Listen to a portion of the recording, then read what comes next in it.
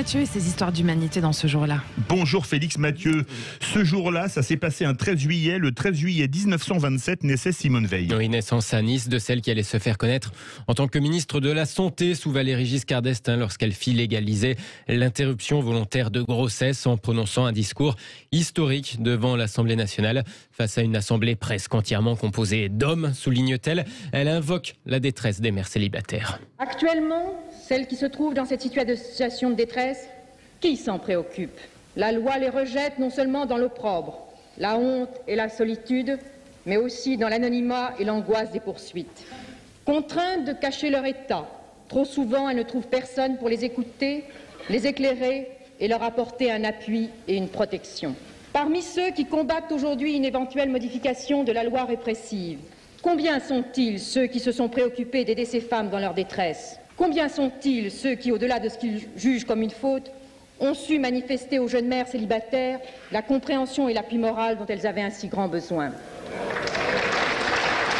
Simone Veil qui, bien avant d'entrer au gouvernement, avait survécu à Auschwitz durant ses jeunes années. Elle y avait perdu pendant la guerre une grande partie de sa famille et se souvenait de l'organisation implacable des camps de la mort. En 2005, sur France 3, interviewée par Franz-Olivier Gisbert pour les 60 ans de la libération d'Auschwitz, elle se remémore son plus terrible souvenir, dit-elle, l'arrivée en 2 mois seulement de plus de 440 000 juifs hongrois. Au début, il y avait de la place dans le camp, un peu, beaucoup de Hongrois, une certaine proportion de Hongrois rentraient, comme dans le convoi où je suis arrivé, où il y en avait peut-être le tiers, et puis qu'ensuite, quand il n'y a pas eu de passe, eh bien, tous les gens étaient exterminés dès l'arrivée, donc on voyait qu'ils allaient directement en chambre à gaz.